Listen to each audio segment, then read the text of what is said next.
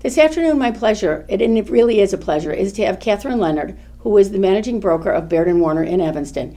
Catherine and I have known each other a long time. We've shared several stories about husbands and about hobbies and all sorts of good things and a lot about real estate. So Catherine, my first question to you is, tell me a little bit of how you came to be in this real estate business. Well, I have to say, it sounds like I'm making this up, but we had a wonderful realtor when we moved here from Paris, France, 24 years ago.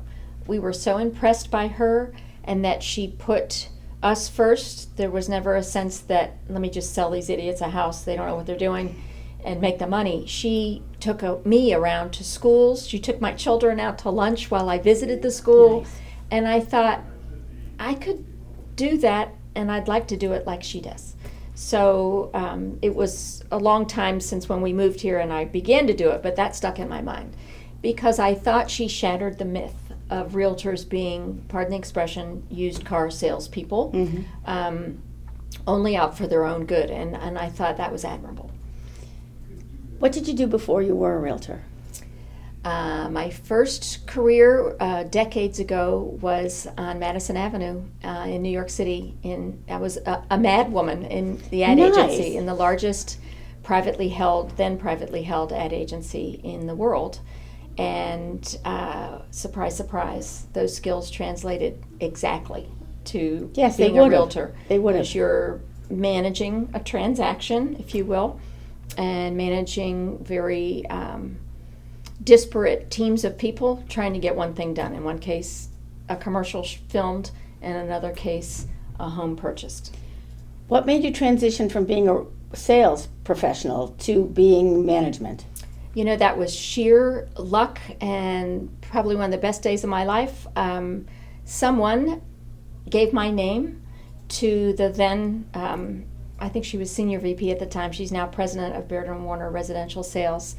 And she called me out of the blue and said, "You don't know me, there's an opening, and would that interest you?" And I said, "Absolutely." And when I met with her, I just realized, these are my people. We got along well, and then I got to go meet Steve Baird the next day, and that was it. I signed at the moment. So really, you've been with Baird & Warner a long time now. Yeah, 10 years. 10 years. Mm-hmm. My next question for you is then, managing an office, we're going to talk about it being a little more challenging in a few days. Yes, ma'am. But managing an office, even in the best of times, is challenging. What part of being a manager do you like the best? Let me try to think of an answer that doesn't sound, trite, because it's tempting to say, I really like helping people. I think hiring new agents and proving to them that we really mean what we say, that we really are going to be as supportive as we say we're going to be. Mm-hmm. And they seem almost bemused by the fact that we're all available and we're checking on them. How are you doing? How is it going? I teach some of the training classes, which is really, really rewarding. So I guess the new agent portion is my favorite. I like them too. They do what I tell them. That's why I really like them. Maybe they do what I tell them, and they don't argue with me. Yeah, you've heard between the lines of what I'm saying. Yeah. But I also like, it's kind of fun to watch them. Not all of them bloom, but it's kind of fun to watch the ones that do bloom. Right. Really, for doing that. Right now, we're in an interesting part in real estate. And I've been out teaching ABR classes. I'm sure you've been teaching about all of the issues that we're having here. I'm trying to think almost at this point, because I've been talking about this since last October. Right. Try to think a year from now. Mm-hmm.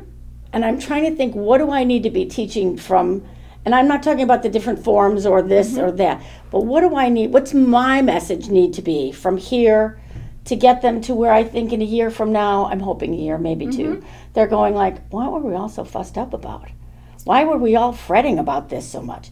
So what is it you think that we need to be, because I'm really, that's my driving time. What do I need to be talking about other than, this is what you put on the form, this is how you do it, this is what you say, which is important. It's not, but what is the overarching thing that I need to talk about in the next couple months? Mindset.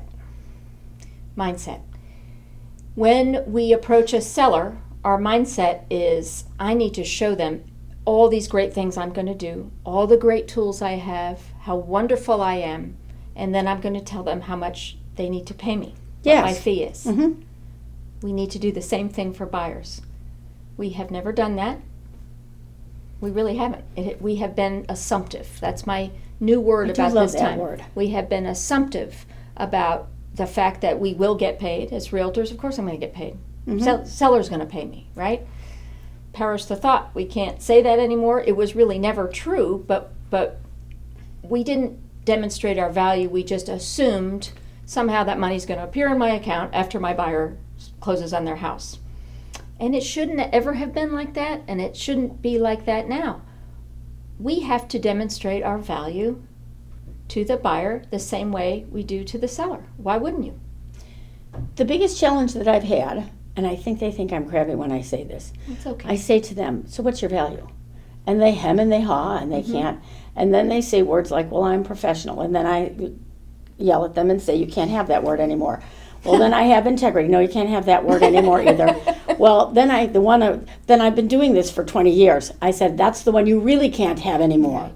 And they kind of are still, at that point, they start to really struggle. Like, what's my, I keep saying, tell me concretely. The example you used of the listing, I can show you what we're going to do. We're going to take pictures. Yeah. What are you going to do the same thing for me? It's my third word in this. So we said mindset, we said assumptive. The third word is process. Here is my process.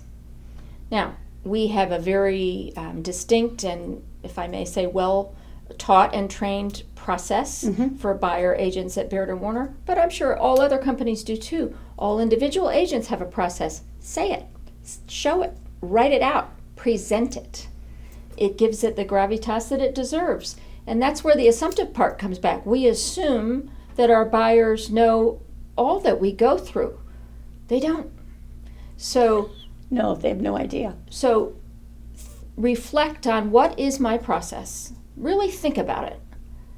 And it may go as far as, I also bring lunch in the car if you have small children. What's your process? Lay it all out, put it in a presentable form, and present it. I've been talking about how important the presentation materials. Well, number one, I've nicknamed it. It is the Starbucks meeting. They have to have a Starbucks meeting before I open the door for you. You have to sit down with me at Starbucks, wherever, but Starbucks is everywhere, so I figure they can always find a Starbucks, so find the Starbucks. And then you need to have a presentation. One of the things that I think we've been missing, and so I've been thinking about this as well. Several years ago, we changed from being sales people to brokers. Right. I'm fussing about the word broker, because to me the word broker is this. I'm going to bang this deal together no matter what. I want to go back to and I know the marketing guy and I, we did this because we didn't like this word agent. We took this out. I'm going to put that word agent back because I want them to understand again, that's not my job. My job is to put you in front of me, my client, and it's to protect you, to put you behind me and protect you. And sometimes that means we're not going to do this because it's not the right thing. Yeah, an agent conjures up the notion of being an advocate, and that's a word we use a lot in our company, that I'm your buyer advocate. Yes. And A, I think that's true. And B, I think we have a long way to go to get buyers to believe that and to understand it, and that's where explaining the process helps. One of my friends, my darling friends, called me one day, and I probably told you this before, I tell this story a lot, called me one day, and he said, I'm furious. I am absolutely furious. And he's a really good, successful agent. And he said, they had the nerve to ask me to give money back at the closing. And he raved for an hour. And I like him enough that I listened to him rave for an hour. He called me the next morning and said, I've been thinking about this. I said, you want to rave some more? He said, no. He said, it's my fault. I said, okay, this is a lot different than the conversation we had yesterday. He said, yeah. He said, I've got a killer team. My team is great. Everything that arises, everything that happens, everything we do, silky. We make it silky. We solve it, we fix it, we take care of all of that. He said, this morning we've had a manager's meeting or a team meeting at my office. He said, we're still going to fix it. But every time we fix something now, we're going to tell people what we did for them. I think that's fair, and it's not in a bragging sense. No, it's not not at in all. a finger-wagging sense. I would always use the word deserve in our trainings. Your clients deserve to know, yes, all the market facts, all the statistics, but they deserve to know what you're doing for your fee. Yes. And we assume they know, they don't, or we assume I shouldn't say that. Say it. It's part of your process. It's part of the process. And I said, and you're lucky because you have a team large enough to be able to do that. I said, for the poor single operators, it's harder because this fire, they put this fire out, the next one's already burning. So it gets harder to be telling all that. But I said, I understand what you're saying here. You've got to be able to tell people. The other thing that I'm talking a lot about is, so when's the last time you explained to people what the rules of the game for agency are in Illinois? And people look at me like, what are you talking about? Yeah, that went under the mat just a little bit, didn't Yes. What happened? I said, you don't understand. They're not realtors. They don't know what the rules are. Why wouldn't you tell them as part of, I'm going to tell you what the process is, but I'm going to tell you the way this works and what you get from me and how agency works. I think it's not for lack of training from wonderful people like you No. and your team. I think it's a sense on our part that really we're not valuable. We have this sense of, well, I shouldn't, they're not going to want to know about that, or we assume they do know about it, but we don't hold our heads high and say, welcome to my open house. I don't represent the seller. I'm here to be an advocate for any buyers, but I do not represent the seller. And here's a no agency form so that to protect you, should you feel inclined to share information that maybe isn't Exactly in your best right. interest. We assume that they know, and we're afraid. The other thing I think we're afraid we're going to bore them. If we tell them too much, they're going to get bored and go away because everything has to go really fast and really speedy. And no, I've been quoting my daughter a lot. She used to say this to me because I'm a little fast talker. And she would say, Mom, you've got to slow your roll. And I've been quoting that a lot to people. You have to slow your roll. I've got a trick for that in some of our trainings. Enumerate and tell them how many things you're going to say. So I have 3 things to tell you. Then after number 3, they know you're going to stop talking. And I'd have to give them 25. Well, There's 25 you're going to have to cut down. Yeah. But I think it also shows I have a process. I have 5 things that I do for my buyers. And before I onboard you as my exclusive client, I want to tell you what those 5 things are.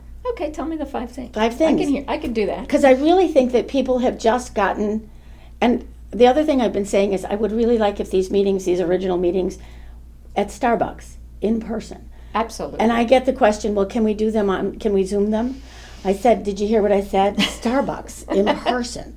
Well, yeah, in an emergency situation when there's no other alternative, yes, I suppose you can Zoom them. But no, Starbucks, in person, where I look at you and you look at me and we share a cup of coffee. The temptation is somebody calls, I'd like to see 123 Main Street. Okay, fine, I'll meet you there in 10 minutes. Right. Because agents, especially when they're starting out, you're really desperate for that first or second deal, and you'll do anything.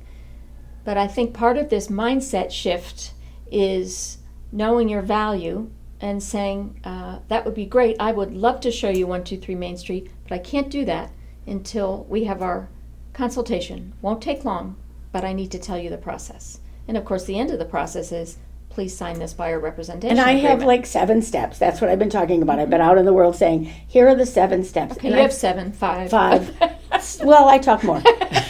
But it's sort of like the resistance is, that's a lot of work that I might have to do.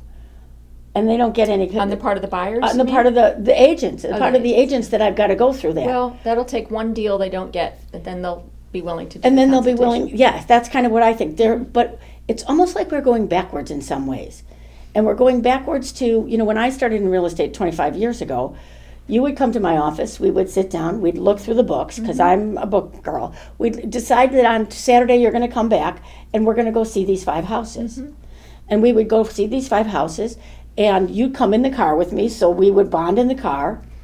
Then we would talk badly about the house that we saw that had everything painted black with skulls on the walls. We'd roll our eyes about that and bond over that. But then we would have lunch together. I was going to say, I hope there's lunch in Yeah, there. we would have lunch together. And by the time we were done, we knew each other at least a little bit. Yeah. And that's what I think we're missing to some degree. This idea that we're going to be, if not friends, kind of at least friendly afterwards. It remains a relational business. Yes. It's more challenging now because the expectation is that it's going to go quickly. The digital world, I've seen the house online, let's go. And that's a mindset stumbling block I think that we have in front of us is to balance those two things. Yes. I need to slow it down, show you what we do, show you why I'm worth this, and then I'm happy to show it to you. That's going to be the trickiest part, in my opinion. And I don't even like the digital signatures because it precludes you from sitting here. But I guess we're showing our age and like the time of the but business. also there's something, there's some magic in the pen, in your fingers in the pen. I always laugh when people are sitting there and they're taking their notes when we're talking, and I want to say, put your computer away, get your pen and pencil out, because there are studies that have shown that if you will actually write your notes, you will remember them better. This somehow doesn't work the same way in your brain. Here's what I'm hoping, that all of this stuff we're talking about and all the big changes, it's going to bring it all back to a little bit more of this, where we are giving buyers, even if they think they want to rush and have you stop talking, what we're really doing is giving them attention, one-on-one attention that they deserve. And I don't think there'll be as much pushback against that as we think. I think also something you mentioned before, people have to, agents, brokers, salespeople, whatever you want to call them, have got to learn to say no. I'm sorry, if you don't want to work with me, it's okay. But this is the way that I work. I have a wonderful anecdote. I won't name her name, but she's a wonderful agent. And she did balance this business of, quick, we got to see this house right now. And she said over the phone, we're going to need to talk about this and sign a representation agreement, but I'm happy to show you. So she did a good thing. She balanced it. She met them there.